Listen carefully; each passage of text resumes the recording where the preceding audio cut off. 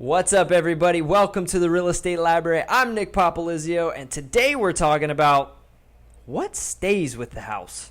I'm gonna wait till the beat go in.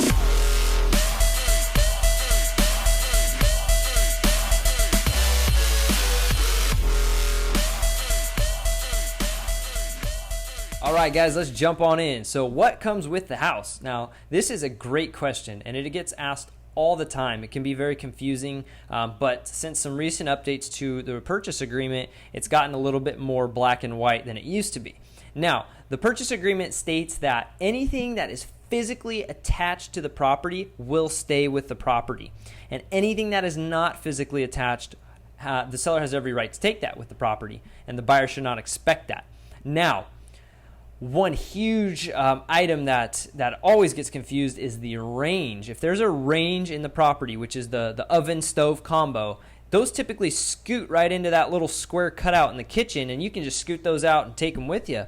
That technically would not stay with the property. So there is a checkbox for the stove. If you want to keep that stove, make sure you check it there. Typically, everybody knows it's going to stay with the property, but just make sure you cover your own butt.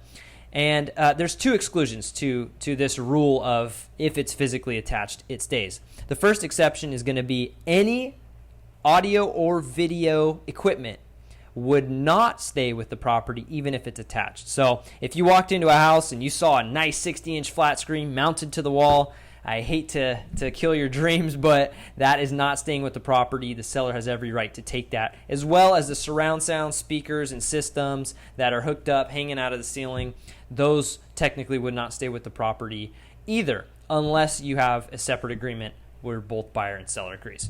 Now, the other exclusion, a little less common in our area here, but if you live in an area where there's potential earthquakes, you do have the right as a seller to bolt down or secure your furniture or anything for that matter for safety, for earthquake reasons. So if there are items that are secured for earthquake purposes, that technically will not stay with the property either. So just be aware of that if you're a buyer and you're looking in areas that are a little more prone to earthquakes. So I hope that helps, guys. If you have any questions, you could leave them in the comments below, and I look forward to seeing you on the next video. Take care.